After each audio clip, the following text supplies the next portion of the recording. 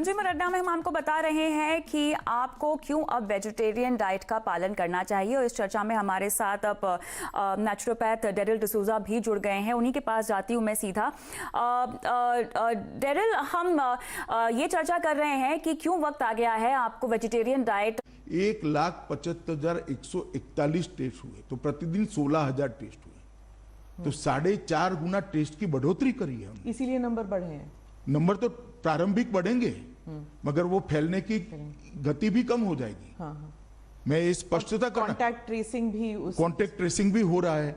तो मैं ये स्पष्टता करना चाहता हूं कि अभी मानो 3,000 तक नंबर एक दिन 4900 4,800 तक गया, मगर अब 3,400 3,200 आता है। ये इसलिए आता है कि पहले 4500 की जगह 16,000 टेस्ट हो रहे हैं, तो नंबर थोड़ा बढ़ेगा। मगर ये जो 3,400 लोग आइडेंटिफाई हो गए, इनके आइसोलेशन के कारण वो फैलाएंगे नहीं। वो जिन जिन को मिले इनके भी हम दूसरे दिन टेस्ट कर रहे हैं। ये पूरी व्यवस्था नीचे तक, वार्ड तक, घर तक करने की व्यवस्था दिल्ली सरकार, भारत सरकार और एमसीडी ने मिलकर करी है। इसके कारण गति निश्चित रूप से कम होगी और ये छोटा मोटा इधर उधर चलता है। देखिए, राजनीति में सब लोग अपना अपना नहीं, पर हो रहा था ना, मतलब एक गृह मंत्री होने के नाते आपको हॉस्पिटल जाना पड़ा, मतलब एलएनजेपी हॉस्पिटल। ये it was like a shocking visual कि आप एलएनजेपी हॉस्पिटल जहां पे इतने सारे कोविड पेशेंट्स थे, आप वहां पे चले गए। तो सिचुएशन ऐसा लगता है पैनिक से। इससे स्वास्थ्य कर्मचारियों का हौसला अफजाई भी हुआ है, जनता का भी विश्वास बढ़ा है। और इसके बाद हमने कुछ फैसले लिए, जैसे हर वार्ड में सीसीटीवी लगाया, तो अब हमें बाहर बैठकर मालूम पड़ता है कि स्टाफ है कि नहीं, चेकिंग ढंग से होती है या नहीं होती है, इनको खाना पीना ढंग से मिलता है नहीं मिलता है। और जब रसोई बंद हो जाती थी वहां पर, कोई रसोई खाना बनाने वाला कर्मचारी ही अगर संक्रमित हो गया तो बंद हो जाता था। तो हमने एक वैकल्पिक व्यवस्था करी जिससे वैन से आते हैं। मैं वहाँ परिचारिकाओं को भी मिला, अपने नर्सिस बहनों को भी मिला। उनकी दिमागी मतलब लड़ रही है बहादुरी के साथ, फिर भी वो अपने आप को अकेला महसूस करती थी। तो साइको सोशल काउंसलिंग की भी शुरुआत हमने की। इसके कारण एक इनका भी हौसला बढ़ा है। डॉक्टरों के साथ बात करने से जमीनी दिक्कतें भी काम में आई। और ये सारों को, एम्स के डायरेक्टर भी मेरे साथ थे, आईसीएमआर के अध्यक्ष भी मेरे साथ थे। ये सब ने इसको, अपनी टीमें जो विजिट में गई, ये सारी चीजें हर अस्पताल की चेक कर उसी मॉडल पर उसको सुधारने का हमने काम किया। एक बाहर बोर्ड लगा दिया गया, इलेक्ट्रॉनिक डिस्प्ले, और बेड का रियल टाइम स्टेटस हर घंटे वहां होता है, जिससे कोई मरीज को न बोल सके। इस प्रकार की काफी व्यवस्था करी। ये सब इंफॉर्मेशन जो है, ये देखिए, पहले होता था कि प्रेस कॉन्फ्रेंसेस होती थी, जीओएम्स होती थी, जीओएम के बाद मिनिस्टर्स जो थे वो बता देते थे ये सब इंफॉर्मेशन। पर अब वो प्रेस कॉन्फ्रेंस कम और लगभग ना के बराबर है। 2 हफ्ते में 2 या 3 सिर्फ इंफॉर्मेशन वेबसाइट पे डाला जाता है। जैसे आपने अभी बताया कि ये सब हो रहा है, ये सब इंफॉर्मेशन लोगों के पास नहीं था अभी तक। इसीलिए तो स्मिता जी मैं आपके सामने बैठा हूँ। सर, दिल्ली सरकार ने कहा है कि अनऑफिशियली कह रहे हैं कि कम्युनिटी ट्रांसमिशन दिल्ली में हो चुकी है, लेकिन ये जो है ये ऑफिशियली सिर्फ सेंट्रल गवर्नमेंट कह सकती है। तो क्या ये सही है कि दिल्ली में कम्युनिटी ट्रांसमिशन हो चुका है कोविड का? देखिए, मैं कुछ भी छिपाना नहीं चाहता, और छिपाने से आगे का रास्ता भी संकरा होता है, खुलता नहीं है। मैंने इसकी 3 सबसे सीनियर अफसरों से बात करी है, डॉक्टर पॉल, आईसीएमआर के अध्यक्ष डॉक्टर भार्गव और डॉक्टर गुडेरिया से। अभी ये स्थिति दिल्ली में नहीं आई है। ऐसी स्थिति इसलिए दिखाई देती थी क्योंकि करे हुए टेस्टों में 30% पॉजिटिव आते थे, मगर वो इसलिए आते थे कि आप अंतिम समय में ही टेस्ट में ले जाते थे। अब जब हम 20,000 टेस्ट करने लगे तो ये स्थिति नहीं है। आप मेरी बात समझ रही? जी जी। और जरा भी, और मैंने इसकी टेक्निकल चर्चा भी की है, और किसको कहा जाएगा ये भी चर्चा करिए। आज दिल्ली में ऐसी स्थिति नहीं है, घबराने की जरूरत नहीं है। अगर आप ओवरऑल देखें 3 महीने में, तो जो पहले जो क्रिटिसिज्म चल रही थी इंडिया के खिलाफ कि हमने श्रमिकों का देखा नहीं है, और जिस तरह उनकी ट्रीटमेंट हुई थी, उनके लिए कोई व्यवस्था ही नहीं थी वापस जाने के लिए। उसके बाद अब गरीब कल्याण योजना, गरीब रोजगार योजना जो है मनरेगा के तहत, क्या उनके लिए अब जो किया जा रहा है वो काफी है? देखिए, मैं आपको एक बात बता देता हूं। इस समस्या में मुझे लगता है कि ढंग से सरकार के प्रयासों को मीडिया ने बताया नहीं है। जिस दिन से लॉकडाउन हुआ उसी दिन से मैंने भी और प्रधानमंत्री जी ने सभी मुख्यमंत्रियों से व्यक्तिगत बात करी थी कि श्रमिकों के लिए आप रहने की, खाने की व्यवस्था करिए, इंडस्ट्रीज बंद हो जाएगी। सभी राज्यों ने व्यवस्था की, लगभग 2.5 करोड़ लोगों के भोजन की व्यवस्था की गई। पैसे का सवाल आया, प्रधानमंत्री जी ने तुरंत निर्देश दिया, 11,000 करोड़ रुपया गृह मंत्रालय से एनडीआरएफ का अकाउंट में सभी राज्यों को प्रो रेटा ट्रांसफर कर दिया गया वहां के श्रमिकों की स्थिति को देखते हुए। उसके बाद जब जहां जाना था वो राज्यों में व्यवस्था ठीक हो गई, अस्पताल शुरू हो गए, ढंग से इसके लिए तैयार किए गए, क्वारंटाइन सेंटर बन गए। इसके बाद श्रमिक दिन के दिन ही, मजदूर दिन के दिन ही प्रधानमंत्री जी ने श्रमिक स्पेशल ट्रेन चलाने का फैसला दिया और लगभग 4,594 ट्रेन अब तक गई है। 63 लाख श्रमिक, 63 लाख श्रमिक जो दूर के विस्तार में है वो ट्रेनों के माध्यम से सफलतापूर्वक गए हैं। 42 लाख के आसपास श्रमिक आसपास के, जैसे गुजरात से राजस्थान है, महाराष्ट्र से गुजरात है, आंध्र से तेलंगाना है, केरल से तमिलनाडु है, इस प्रकार के श्रमिक जो थे, जो पड़ोसी राज्य के थे, वो बसों के माध्यम से पहुंचा गए। ये बात ठीक है कि कुछ दृश्य ऐसे हुए हैं जो हर व्यक्ति को दुख पहुंचाए, इसका हमें भी दुख है। धैर्य जब खो देता है व्यक्ति तो पैदल निकल गया। उसके लिए भी प्रधानमंत्री जी ने सभी मुख्यमंत्रियों को सूचना दी, मुझे भी सूचना दी। मैंने सभी मुख्यमंत्रियों से बात करी कि आप रोड पर एसटी बस चलाएं, उनको एक रेलवे स्टेशन पर ले जाए और रेलवे वहां से ले जाएगा। तो मैं मानता हूं लगभग सभी चीजों को मिल मिलाकर 1 करोड़ 20 लाख लोगों को देश के एक कोने से दूसरे कोने में पहुंचाने का काम किया है। हर राज्य ने, विशेषकर यूपी ने, बिहार ने, उड़ीसा ने, जहां श्रमिक ज्यादा ही जाने थे, झारखंड भी, ये सभी राज्यों ने क्वारंटाइन सेंटर बनाए। बस स्टेशन, रेलवे स्टेशन पर उतरने के बाद राज्य की एसटी बसों से उनको पहुंचाया गया क्वारंटाइन सेंटर में। क्वारंटाइन सेंटर में 14 दिन रखा गया। निकलने के बाद किसी राज्य ने 1,000 रुपया, किसी राज्य ने 2,000 रुपया उनको दिया है घर पहुंचने के नहीं, घर तो पहुंचाया, बसों से एक्स्ट्रा दिया है, एक किट दी है और खाने पीने का इंतजाम करा है। अब वो सारे श्रमिक अपने गांवों में अच्छे तरीके से सेट हुए। जहां तक रोजगारी का सवाल है, प्रधानमंत्री जी ने रोजगारी के लिए अभी ही एक स्कीम लॉन्च की है और कल यूपी में कार्यक्रम हुआ, उसके 2 दिन पहले बिहार में कार्यक्रम। उन लोगों को रोजगारी देने की प्रयास हो रहा है। मनरेगा के दिन भी बढ़ाए गए हैं, वेतन भी मनरेगा का बढ़ाया गया है और एक अस्थायी परिस्थिति है। इसके बाद में सभी श्रमिक अच्छी परिस्थिति होते ही अपने अपने, जहां उनका नौकरी, परमानेंट नौकरी था, काम करते थे, वहां जाना जरूर चाहेंगे। जो चाहेंगे उनको भेजने की भी व्यवस्था है। ट्रेन चालू हो गई है, काफी सारे लोग अभी जा भी रहे हैं।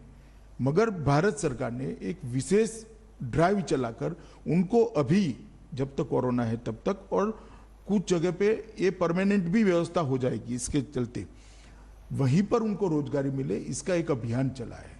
तो मैं मानता हूं कि बहुत ढंग से इसको हमने एड्रेस किया है। राहुल गांधी जो है वो उन्होंने शुरू से ही कहा कि या तो ना तो श्रमिक के मामले में, ना फिर अब कोविड से जो मुकाबला हो रहा है, इसमें मोदी सरकार जो है बिल्कुल ही नाकाम रही है। उन्होंने तो सरेंडर का लफ्ज इस्तेमाल किया है आपकी सरकार के खिलाफ कि जीत नहीं सकती आपकी सरकार। कोरोना के खिलाफ भारत सरकार ढंग से लड़ी है। मैं राहुल जी को एडवाइस नहीं दे सकता, उनको एडवाइस देने का काम उनकी पार्टी के नेताओं का है। और मैंने पहले भी कई इंटरव्यू में कहा कि कुछ वक्रदृष्टा लोग होते हैं, उनको सीधी बात भी वक्र दिखाई पड़ती है। जहां तक कोरोना की लड़ाई का सवाल है, भारत सरकार ने ये लड़ाई ढंग से लड़ी है और विश्व के परिप्रेक्ष्य में कोरोना को देखेंगे तो हमारे आंकड़े बहुत अच्छे हैं, बहुत अच्छे विश्व के परिप्रेक्ष्य के अंदर। और शुरू से देश भर, दुनिया भर में सरकारें कोरोना के खिलाफ लड़ी है। नरेंद्र मोदी जी के नेतृत्व के कारण भारत के अंदर सरकार भी लड़ी है और 130 करोड़ लोग भी लड़े हैं और सब राज्य सरकारें भी लड़ी हैं। और नरेंद्र भाई की नेतृत्व की स्वीकृति का परिणाम है। मैंने आज तक मेरे सार्वजनिक जीवन में और मेरी स्मृति में एक भी घटना ऐसी नहीं है कि एक नेता के कहने पर एक भी पुलिस के बगैर पूरा देश कर्फ्यू में हो, हर घर में घंटी बजाई जाए, हर घर दिया जलाए, देश के करोड़ों लोग कोरोना वॉरियर्स के लड़ाई को, उनके साहस को, उनके बलिदान को एक्नॉलेज करें। और इसी का परिणाम है कि कोविड के कारण प्रति 10 लाख आबादी भारत में 357 लोग संक्रमित है, कल तक का मैं डेटा कह रहा हूं, और विश्व में 1250 है। 1250 और 357 से आप अंदाज लगा सकते हो कि हम रोकने में कितने सफल हुए हैं। कुछ लोग मुझे कहते थे कि अमित भाई मृतदेहों की ट्रकें भरी जाएंगी, मुझे सावध करने के लिए कहते थे। मैं नाम देना नहीं चाहता, मगर उनके मन में भय था। मगर आज भारत सरकार, सभी राज्य सरकारें और मोदी जी के नेतृत्व के कारण विश्व में जब 1250 लोग संक्रमित हैं, हम 357 पर अटके हैं। अमेरिका के पूरा होने दीजिए, बहुत महत्वपूर्ण सवाल है। अमेरिका में 7,569 लोग संक्रमित थे प्रति 10 लाख, ब्रिटेन में 4,537, ब्राजील में 5,802 और रूस में 4,254 लोग संक्रमित थे। और रिकवरी रेट जो मार्च 25 को 7.10 था, अब 55% हुआ है। आज का अखबार देख लीजिए तो 57% हुआ है। तो मैं मानता हूं ये बहुत अच्छी स्थिति है। और जहां तक मृत्यु का सवाल है, जो एक्चुअल आउटकम है लड़ाई का, कि कितना मृत्यु कम कर सकते हो आप, मानव की, मनुष्य की जान कितनी कम जाएगी, इसके भी आंकड़े देख लीजिए। प्रति 10 लाख वैश्विक औसत 63.2 है, 63.2, भारत की 11 है, अमेरिका की 383 है, 383, ब्रिटेन की 637 है, ब्राजील का 259 है, रूस का 60 है। तो मैं मानता हूं भारत जैसे देश ने विकसित देशों के कंपैरिजन में भी ये लड़ाई बहुत अच्छे से लड़ी है। ये बात सही है कि अब कहना है तो कह सकते 11 भी क्यों हुई है, कहना है तो आप कह सकते हो। आप विकसित देश के बारे में कह रहे तो भारत विकासशील देश है और हमारे लिए डेवलपिंग नेशन है, तो हमारे लिए जो है इकोनॉमी को एक to bring it back to normalcy, उसके लिए इंडस्ट्री का फिर से शुरू होना बहुत ज़रूरी है। और जब श्रमिक चले गए हैं तो जो स्मॉल स्केल इंडस्ट्रीज हैं वो तो प्रोडक्शन कर ही नहीं पा रहे हैं, तो how is it going to improve, how is the देखिए, श्रमिक चले गए हैं, टेम्पररी बात है, आप पहले मेरी बात समझ कर चलिए, परमानेंट नहीं गए। पर अगस्त तक तो रेलवेज चलेंगी नहीं, तो फिर कैसे आएंगे? रेलवेज आज भी चालू है, रेलवे आज भी देश के 90% रेलवे स्टेशनों को रेलवे ने कनेक्ट कर लिया है। ये बात सही है कि अभी की स्थिति में कोई नहीं चाहेगा कि दूसरे राज्य में जाए, परिवार वाले जाने भी नहीं देंगे कुछ समय, मगर ये वैश्विक स्थिति है। मुझे पूरा भरोसा है कोरोना काल में नरेंद्र मोदी सरकार ने इस समय का उपयोग करते हुए ढेर सारे रिफॉर्म्स किए हैं, चाहे कोयले के क्षेत्र में हो, खदानों के क्षेत्र में हो, चाहे इलेक्ट्रिसिटी के क्षेत्र में हो, इंडस्ट्रियल पॉलिसी के अंदर लचीलापन लाना, बदलाव लाना, बैंकिंग सिस्टम के अंदर बदल लाना हो, ढेर सारे बदलाव किए हैं और कोरोना के बाद की स्थिति को देखते हुए हमने करे। तो मुझे लगता है हमारा बहुत बड़ा एफर्ट्स है जो निश्चित परिणाम लाएगा। हाँ, परंतु टेम्पररी पूरे विश्व की अर्थव्यवस्था को जब असर होगी तो भारत भी कैसे बच सकता है, मगर वो असर को मिनिमाइज करने के लिए, कम से कम करने के लिए नरेंद्र मोदी जी ने बहुत सारे एफर्ट्स किए हैं, सफल नेतृत्व किया है देश का और इसका परिणाम भी अच्छा आएगा। 3 या 4 महीने हो चुके हैं, पूरे मुल्क का फोकस जो था वो कोविड पे था और अभी भी है, लेकिन राजनीति बैक सीट नहीं ले सकती। आपने हाल ही में ट्वीट किया था इमरजेंसी को लेकर, जब आपने कहा था कि बोलने के लिए फ्रीडम नहीं है कांग्रेस पार्टी में, और कांग्रेस पार्टी के कुछ लोग कहते हैं तो क्या बीजेपी में है, बीजेपी में भी लोग बोल नहीं सकते हैं, तो क्या आपकी पार्टी में भी डेमोक्रेसी है? आपकी पार्टी में भी जो यंग लीडर्स हैं वो आपको सुझाव देते हैं, कोविड को लेके हो या फिर लद्दाख को लेके हो? क्या आपके जो सीनियर लीडर्स हैं वो वैसे ही ओपन है जैसे जैसे कि आप कहते हैं, या फिर कांग्रेस सही है कि आपकी पार्टी में नहीं है? देखिए, ये बहुत डेमोक्रेसी एक बहुत व्यापक शब्द है। डिसिप्लिन और स्वतंत्रता भी अपने अपने संदर्भ अपनी जगह रखते हैं। इस सब दायरे से बाहर निकलकर मैं एक बात आपको कहना चाहता हूँ। कांग्रेस पार्टी अगर ये सवाल पूछती है तो मैं थोड़ा आपको सवाल पूछना चाहता हूँ। अडवाणी जी के बाद श्री राजनाथ जी, बाद में श्री नितिन जी, बाद में फिर राजनाथ जी, मैं बना, अब नड्डा जी बने। कोई परिवार का आदमी है क्या? इंदिरा जी के बाद कांग्रेस पार्टी का एक अध्यक्ष बता दीजिए जो गांधी परिवार के बाहर है। क्या डेमोक्रेसी की बात करें? और मैंने कोविड के समय कोई राजनीति नहीं करी। आप मेरे 10 साल के ट्वीट निकाल दीजिए सार्वजनिक बार, हर 25 जून को मैं बयान देता हूं कि इमरजेंसी एक ऐसी चीज है जिसको देश की जनता ने याद रखना चाहिए, क्योंकि हमारे लोकतंत्र के मूल पर, इसकी नींव पर प्रहार हुआ था। इस देश की जनता ने कभी भूलना नहीं चाहिए।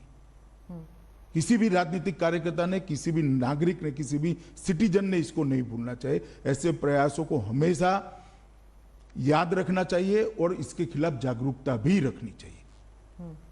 और ये कोई एक दल की बात नहीं है, देश के लोकतंत्र पर जो आघात हुआ था इसकी बात है।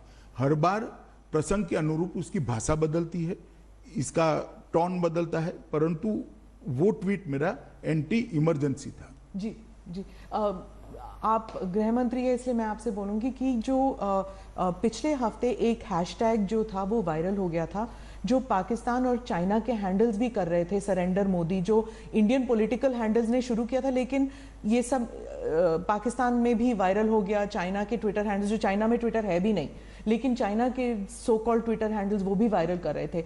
तो जो एंटी इंडिया प्रोपेगेंडा है उसके लिए क्या हम सक्षम हैं? भारत सक्षम है? पूरी तरह से सक्षम है, मगर दुख तब जो होता है, इतने बड़े राजनीतिक दल के पूर्व अध्यक्ष इतने संकट के समय में इतनी ओछी राजनीति करते हैं, तब दुख होता है। इससे कोई फर्क नहीं पड़ता। वो उनके लिए आत्मचिंतन का विषय है। इनके हैशटैग को पाकिस्तान और चीन आगे बढ़ा रहा है, मेरे लिए नहीं है। कांग्रेस पार्टी के लिए चिंता का विषय है कि इनके नेता के हैशटैग को पाकिस्तान और चीन बढ़ावा दे रहा है। आप ऐसी बात करते हो जो पाकिस्तान और चीन पसंद करता है, और ऐसे संकट के समय में जी पार्लियामेंट होनी है, चर्चा करनी है तो आइए करेंगे। 62 से लेकर आज तक 2-2 हाथ हो जाए, कोई नहीं डरता चर्चा से। मगर जब देश के जवान संघर्ष कर रहे हैं, सरकार एक स्टैंड लेकर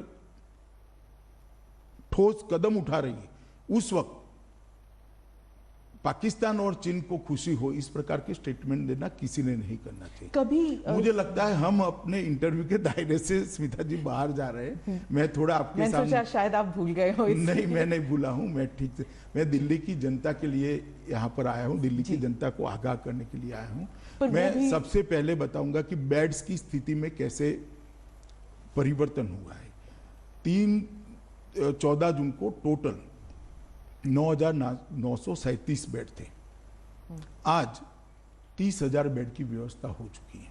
तो अगर सपोज मेरे को कोविड हो तो क्या मैं अगर किसी भी हॉस्पिटल में जाऊं तो मुझे मना किया जाएगा कि पहले नेगेटिव सर्टिफिकेट ले आइए, या फिर आपके पास इंश्योरेंस है कि नहीं, ये सब पूछेंगे, या मुझे भर्ती कर दिया जाएगा?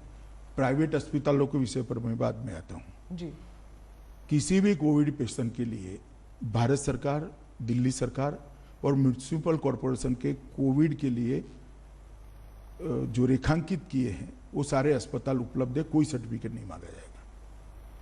कोविड पॉजिटिव का सर्टिफिकेट मांगा जाएगा, वो तो जरूरी है, क्योंकि आप अगर कोविड पॉजिटिव नहीं है और कोविड अस्पताल में जाओगे तो आपको भी कोविड लग सकता है। तो मैं जो बात कर रहा हूं, कोविड बेड्स की बात करता हूं। 30 जून तक हमने 30,000 बेड बन जाएंगे। रेलवे कोचिस के अंदर 8,000 बेड बने और 8,000 की तैयारी है, मगर मैं अभी 8,000 ही गिन रहा हूँ।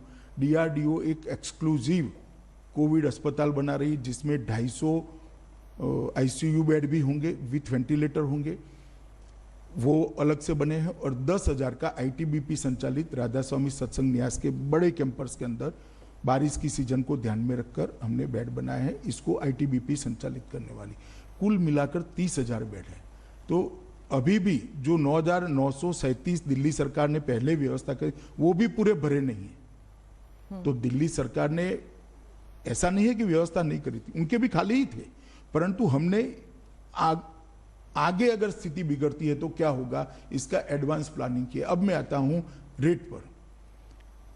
ये फरियाद दिल्ली के काफी लोगों की आती थी कि भाई प्राइवेट अस्पताल मनमाने रेट्स ले रहे हैं।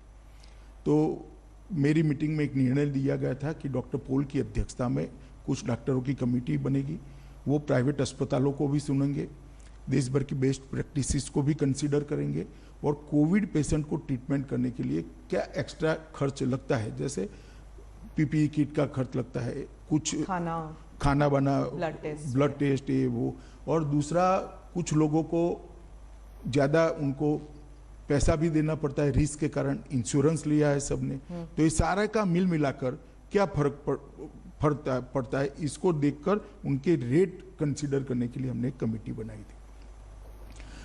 आइसोलेशन बेड के रेट जो 24,000 से 25,000 तक थे पहले, आज दिल्ली के कोई भी अस्पताल में कोविड पॉजिटिव पेशेंट जाएगा तो 8,000 से 10,000 में बेड उपलब्ध कराए। पर वो एडिशनल्स होते हैं ना? नहीं, कोई, सुन लीजिए आप, मैं पूरी बात बताता हूँ, पहले आप मेरा पूरा सुन लीजिए। बिना आईसीयू, बिना वेंटिलेटर का जो आईसीयू है, इसके पहले रेट थे 34,000 से 43,000, एवरेज में कह रहा हूँ। अब 13,000 से 15,000 किया गया है और आईसीयू वेंटिलेटर के साथ 44,000 से 54,000 का बेड का खर्च था, इसको 15,000 से 18,000 कर दिया गया है। एक इसके अंदर कोविड के जितने टेस्ट करेंगे इंक्लूड है, वेंटिलेटर पर रखेंगे इसका खर्चा इंक्लूड है, सारी दवाइयां इंक्लूड है, और अगर डायबिटीज है और आपको आगे की ट्रीटमेंट भी करनी पड़ती है तो ये भी सारा इंक्लूड है। ये पूर्णतः अपने आप में एक सील पैकेज है, आप समझ लीजिए। तो इसको हमने कम कराया है। आज दिल्ली के बहुत सारे अस्पतालों के अंदर, सब अस्पताल जो कोविड के लिए अपनी अपनी बताए हैं, वो सारे अस्पतालों के अंदर हमने ये व्यवस्था करी। तो एक तो 10,000 से बढ़ाकर हमने 30,000 बेड करे, रेट को हमने लगभग कई जगह 1/3 कर दिया, कई जगह आधा कर दिया है। तो ढेर सारी व्यवस्थाएं करी है और 21 जून से फिर से इसका रिव्यू करा, 14 जून की मीटिंग के बाद। अब हम जो पूरा टेस्ट बढ़ा दिए, इसके जो नतीजे आए, इसके आधार पर 26 जून तक नए कंटेनमेंट जोन बनाने थे। कल शाम को कंटेनमेंट जोन 280 नए बना दिए हैं। तो कंटेनमेंट जोन को रीडिफाइन किया गया है, क्योंकि अब टेस्ट ज्यादा करने के बाद स्थिति अलग। पूरी दिल्ली हो जाएगी? पूरी दिल्ली नहीं हुई है, पूरी दिल्ली नहीं। आप इतने सारे केसेस होंगे तो फिर कंटेनमेंट। स्मिता जी, मैं आपको और दिल्ली वालों को आश्वस्त करना, इतने सारे कंटेनमेंट जोन बहुत छोटे छोटे बनाए हैं, परंतु पूरी दिल्ली नहीं होगी और इस पर जल्दी काबू कर लिया जाएगा। आरोग्य सेतु ऐप और इतिहास ऐप दोनों को इकट्ठा मिलाकर इसके बहुत अच्छे नतीजे आए हैं, जिससे लोग जान पाते हैं कि मेरे आसपास कोई कोविड पेशेंट आता है या नहीं आता है, और इसके बहुत अच्छे नतीजे हमने लिए हैं।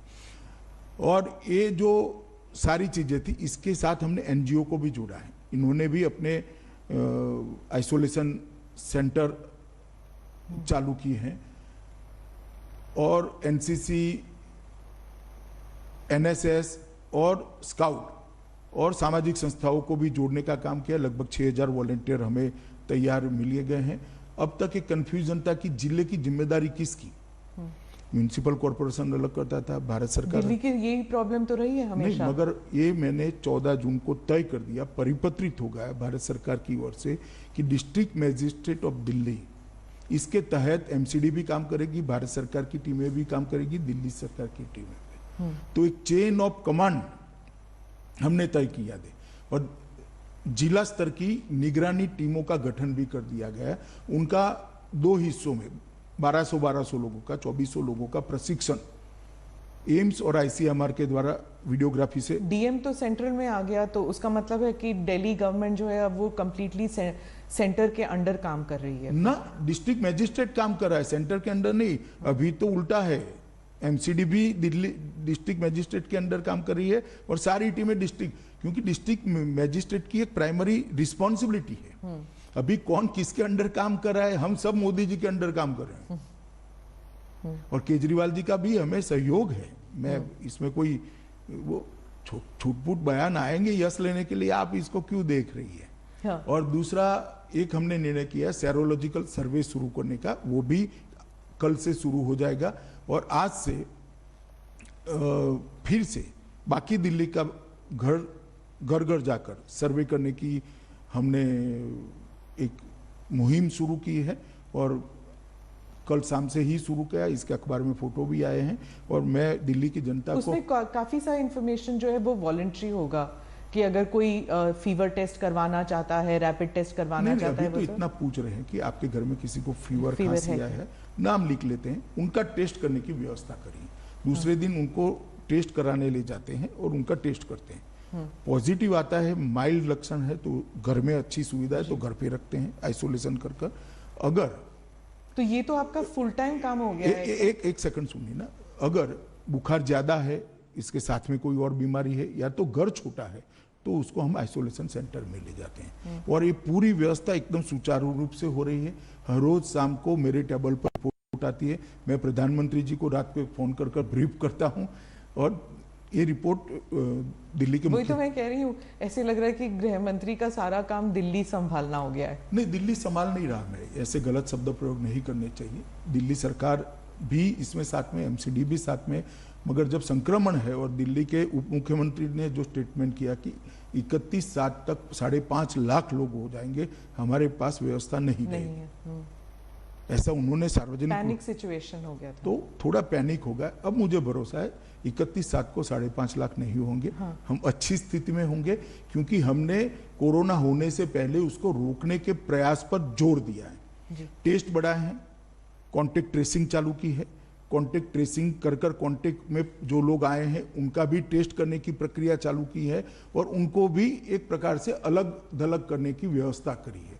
तो फैलने का हाँ। अब बहुत कम हो जाएगा। आप समझे 16,000 टेस्ट रोज होना एवरेज, और कल तो 20,000 करें, आज से भी हम 20-20 हजार तक उसको ले जाने का प्रयास कर रहे हैं। टेस्टिंग का रेट भी जो पहले 5,000 था उसको अब 2,400 रुपया कर दिया है और दिल्ली सरकार के टेस्टिंग सेंटर पर जो जाएगा इसका फ्री ऑफ कॉस्ट करे।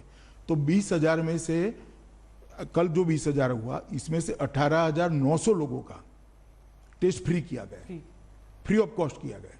तो ये बहुत बड़ी बात है। आपने इंटरव्यू के दौरान इतना डेटा दिया है शायद कि ये वेबसाइट में भी नहीं है इतना डेटा, पर जाते जाते सवाल जरूर पूछूंगी मैं सर कि सब लोग जानना चाहते हैं कि सीमा पर चीन के सोल्जर्स हमारे जमीन पर आए हैं कि नहीं। आज के दिन प्रधानमंत्री ने कहा था उस दिन, लेकिन आज अब देखिए क्या वो हमारी जमीन पर है? ऐसा है, मैं आपके पास इंटेलिजेंस रिपोर्ट्स तो आते हैं? पहले सब आते हैं, परंतु मैं पहले एक बात कह दूं, ये मेरा इंटरव्यू आपने जो अभी लिया है वो कोविड के लिए दिल्ली की जनता को जागरूक करने के लिए। मैं कुछ ऐसा करना नहीं चाहता जिससे मेरी ये मूल उद्देश्य है वो साइड पर हो जाए, टाइटल कुछ और बने और जनता कोविड से डरती रहे। तो मैं आप दोनों चीजों का डर है लोगों को। दूसरी चीजों का भी डर दूर करने वाले कर रहे हैं ना। जरूरत पड़ेगी, मेरा रोल होगा तो मैं भी करूंगा, इसके लिए सेपरेट इंटरव्यू देगा। आप सीसीएस में है सर, तो आपका रोल तो है ना? नहीं, रोल है, जरूरत पड़ेगी तो करेंगे। अभी ब्रीफिंग हो ही रही है, ऐसा नहीं है कि ब्रीफिंग नहीं हो रही, परंतु अभी मेरा आपको इंटरव्यू देने का उद्देश्य एक ही है कि दिल्ली की जनता के मन में से डर निकले। भारत सरकार, दिल्ली सरकार और म्युनिसिपल कॉरपोरेशन तीनों मिलकर अच्छा काम कर रहे हैं और मुझे भरोसा है कि 31/7 को 5.5 लाख केस नहीं होंगे, हम अच्छी स्थिति में होंगे, बेड की कमी भी नहीं होगी।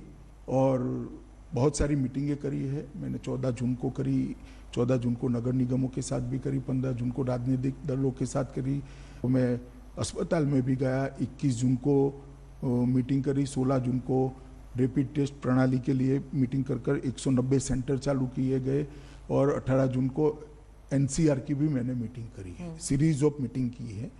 कल से फिर से मैं इसका पूरा रिव्यू करूंगा। आज तक रिव्यू हो रहा है, हर रोज रिपोर्ट आ रहा है।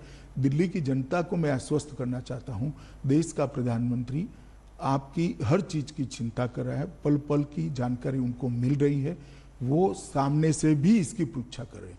इसलिए कृपया पैनिक में मत आइए, मगर हल्का सा भी लक्षण है तो आप एक बार टेस्ट करा लीजिए। अब टेस्ट करने में कोई देरी नहीं होती, आधे घंटे में टेस्ट का रिपोर्ट आपको मिल जाएगा। और अगर ज्यादा बुखार है, ज्यादा जुकाम है, तो कृपया आप आइसोलेशन सेंटर में शिफ्ट हो जाइए। आपका घर छोटा है जिसमें आइसोलेट नहीं हो सकते, तो भी मैं विनंती करना चाहता हूं दिल्ली वासियों को कि आपके परिवारजनों की सुरक्षा के लिए आप आइसोलेशन सेंटर में शिफ्ट हो जाइए। इससे ही कोरोना को रोक सकते हैं। और जब आपका पॉजिटिव आए, स्वास्थ्य कर्मचारियों को विगत 5 दिनों में आप किन किन को मिले हैं, ये सारे लोगों का सूची भी दे दीजिए, जिससे वो लोग उनका कांटेक्ट कर इनका भी टेस्ट कर लें। अगर इतना करेंगे तो हम दिल्ली को सफलतापूर्वक बाहर निकाल पाएंगे। और मुझे भरोसा है कि अब हमने जिनको ज़्यादा बुखार है, कुछ ज़्यादा लक्षण है, उनको आइसोलेट करने का और अस्पताल में ले जाने की नीति करी है। उनको होम आइसोलेशन में नहीं रखते हैं, इसलिए मृत्यु की दर भी कम होगी, क्योंकि वो प्रॉपर ट्रीटमेंट के तहत, प्रॉपर मेडिकल ऑब्जर्वेशन के तहत होंगे। पहले जो 2 दिन में ही मृत्यु हो जाती थी, मुझे लगता है इसमें भी हम सुधार कर पाएंगे। और अंतिम संस्कार हो या किसी भी चीज को छोड़े बगैर पूरी स्थिति को रिव्यू किया गया है। और प्रधानमंत्री जी के बहुत स्पष्ट निर्देश हैं कि दिल्ली को इस संकट से बाहर निकालना है। और मुझे भरोसा है दिल्ली सरकार, म्युनिसिपल कॉरपोरेशन, हम सब मिलकर दिल्ली को बाहर कोई निकाल। टाइम फ्रेम रखा है कि टाइम फ्रेम इसका नहीं हो सकता, मगर आप कुछ ही दिनों में इतना देखेंगी कि बढ़ता हुआ कम हुआ है। जी, अगर 5.5 लाख होना है तो आज 2.5 लाख होना चाहिए था। हाँ, मगर हम अच्छी स्थिति में हैं और धीरे धीरे कंट्रोल में आएगा। एक सभी कांटेक्ट में आए हुए लोगों का टेस्टिंग होने के बाद भी एक एग्जैक्ट डिजाइन हमारे सामने, एक एग्जैक्ट जिसको कंप्लीट पिक्चर कहते हैं, वो हमारे सामने आ पाएगा। मैंने कभी नहीं सोचा था सर कि एक इंटरव्यू करूंगी जहां पर आप पॉलिटिक्स के बारे में ज्यादा नहीं बात करेंगे। ज्यादा नहीं, जरा भी नहीं करेंगे। धन्यवाद। धन्यवाद।